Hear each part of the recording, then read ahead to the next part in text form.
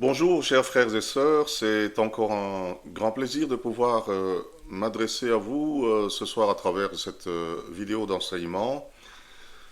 Que la paix et la grâce du Seigneur soient sur chacun, chacune de vous en Jésus-Christ notre Seigneur et Sauveur. Ce soir, je viens parler avec vous, je viens édifier avec un passage de la parole de Dieu. Et nous allons lire ensemble dans le livre de Matthieu, chapitre 6 et le verset 33.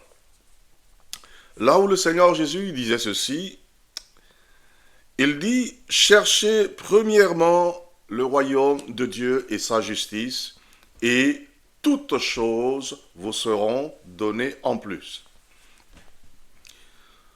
Le Seigneur Jésus, en venant dans le monde, et pendant qu'il parlait aux hommes, il ne s'inquiétait pas seulement de ce qui était spirituel, ce qui était religieux ou ce qui avait trait donc à toute vie spirituelle, mais il s'occupait également de la vie sociétale tout à fait normale des hommes.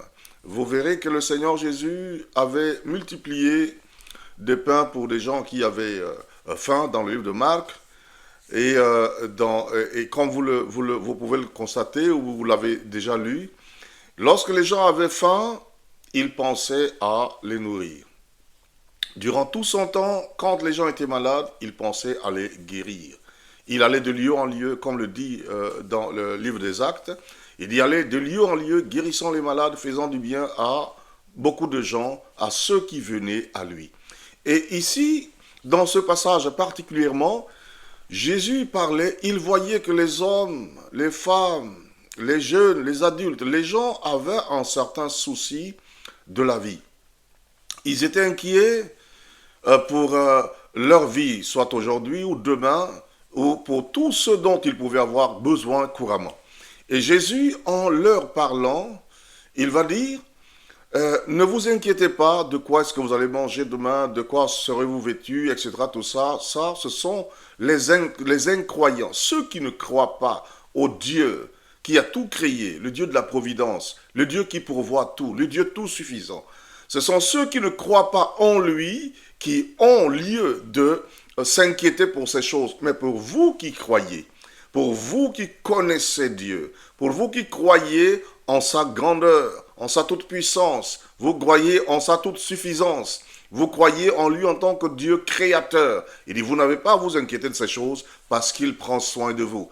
Et il dit une chose très importante, il dit, si vous voulez vivre convenablement, si vous voulez que la main de Dieu agisse dans vos vies, si vous voulez que Dieu intervienne dans vos affaires courantes, chaque jour, accompagnant votre vie de manière agréable, il dit, cherchez premièrement le royaume de Dieu et cherchez également à vivre dans sa justice.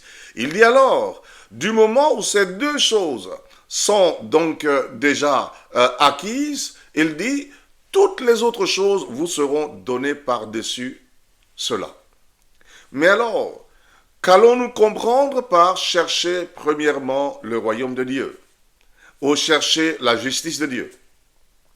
Lorsque Jésus était venu et qu'il a commencé à annoncer la parole et que les hommes venaient à lui, il disait, le royaume de Dieu est venu vers vous. Et donc, du moment où les gens vivent sous la direction de Jésus, sous la direction de sa parole, du moment où les gens se sont donnés à lui, du moment où les gens ont reçu la parole de Dieu et décident de vivre selon la parole de Dieu, il dit, ils vivent comme vivant dans le royaume de Dieu. Et quand il parle de la justice, il dit la justice de Dieu, c'est là que je veux mettre un point. Il est vrai que nous attendons un royaume à venir de Dieu, mais nous pouvons commencer déjà à vivre un avant-goût de ce royaume-là, et même étant sur la terre, vivant parmi les hommes, nous sommes déjà des citoyens célestes et pouvons vivre comme si nous vivions déjà dans le royaume céleste, en vivant ses préceptes, en vivant la parole de Dieu. Et il a dit, cherchez premièrement le royaume de Dieu et sa justice. Donc ici, ce sont deux choses unies, le royaume de Dieu et sa justice. Le royaume de Dieu ne va jamais sans la justice de Dieu. Et la justice de Dieu ne va sans le royaume de Dieu. Mais je voudrais parler de la justice de Dieu. Jésus a précisé ici, il a dit, le royaume de Dieu et la justice de Dieu. Jésus voulait préciser que la justice de Dieu est très différente de celle des hommes. La justice de Dieu est selon la pensée de Dieu, ce qui se fait dans son royaume. Le royaume de Dieu est affermi, ou le trône de Dieu est affermi par sa justice. Et ici, quand Jésus il dit « cherchez la justice de Dieu », vous voyez, dans notre monde, la justice des hommes est très, très, très, très, très basse. La justice des hommes n'est pas très bonne. La justice des hommes n'est pas dans la vérité. La justice des hommes est injuste. Il est très courant que vous voyez dans une affaire que la justice des hommes donne raison donc aux fautifs, aux coupables, et donne donc tort à celui qui a raison. Il est très probable que vous pouvez voir, selon la justice des hommes, on peut arrêter un innocent, comment dirais-je, absoudre le coupable. Selon la justice des hommes, généralement, la justice condamne l'argent, mais pas les auteurs des crimes, les auteurs donc des faits qui sont répréhensibles ou condamnables. Quelqu'un peut faire tout ce qu'il veut, il peut commettre beaucoup de dégâts, il peut faire des choses qui détruisent la société, mais il va aller corrompre, et donc c'est l'argent qui est retenu, mais lui il est libre pour continuer à encore faire le mal. Ici, quand Dieu parle de sa justice, c'est la justice selon le royaume. C'est la justice telle qu'elle est vécue, telle qu'elle est pensée par Dieu et vécue dans le royaume de Dieu. La Bible dit par exemple, tu ne prendras jamais de présent de la part de quelqu'un pour condamner l'innocent. La justice de Dieu veut dire, celui qui mérite d'être repris doit d'être repris, celui qui à la vérité ou à raison doit être considéré comme étant celui qui a raison. Regarder les choses, faire les choses convenablement, vivre, mais dans la vérité, dans la lumière. N'essayant pas de bafouer les droits des uns ou des autres, ne prenant pas des partis pris dans des affaires quand bien même on sait que la direction qu'on prend est mauvaise. De considérer chaque être humain à sa juste valeur, d'aimer les gens comme on doit les aimer, de pouvoir traiter toutes choses dans l'honnêteté, dans la fidélité, dans l'honneur, dans la justice, dans la transparence. Lorsqu'on vit toutes ces choses à cause de Dieu, Dieu ne laissera jamais notre cause tomber. David avait dit, j'ai été jeune et j'ai vieilli.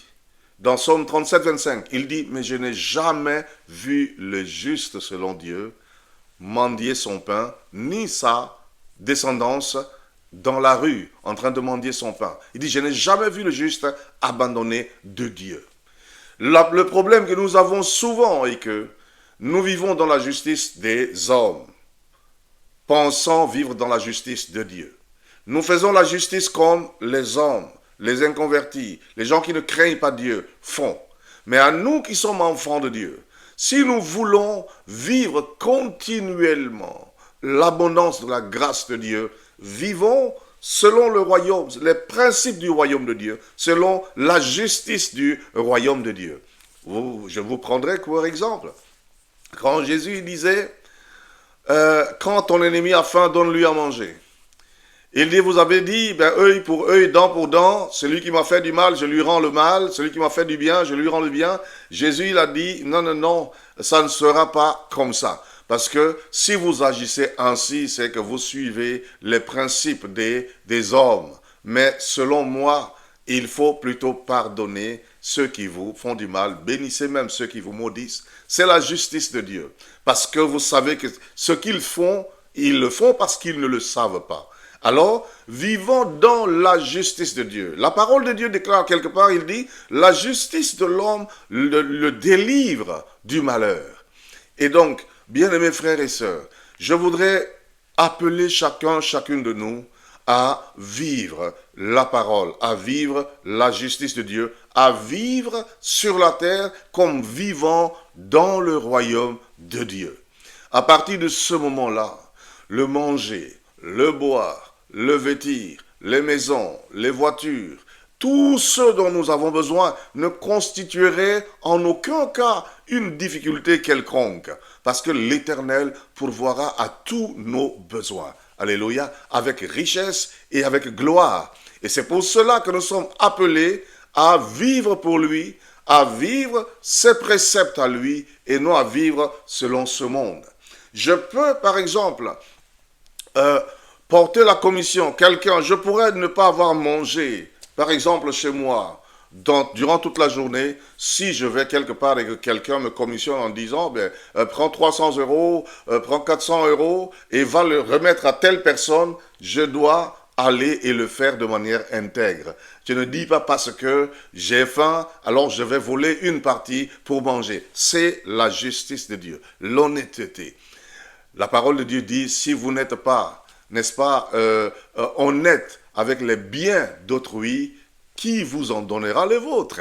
Voyez, et donc le Dieu que nous servons est le Dieu qui a donné de la manne dans le désert pour qu'Israël, là où on ne pouvait pas ensemencer ni récolter, puisse manger. Le Dieu que nous servons est le Seigneur qui a multiplié, n'est-ce pas, du pain pour des milliers de personnes pour qu'ils puissent manger. Le Dieu que nous servons est le Dieu qui a multiplié, n'est-ce pas, la farine et l'huile chez la veuve de Sarepta. Le Dieu que nous servons est le Dieu qui a créé toutes choses et qui est au-dessus de toutes choses et qui puise tout, n'est-ce pas? Il fait toutes choses dans les cieux et sur la terre. Alors bien-aimés, vivons le royaume de Dieu, c'est notre privilège. Vivons la justice de Dieu, c'est notre privilège.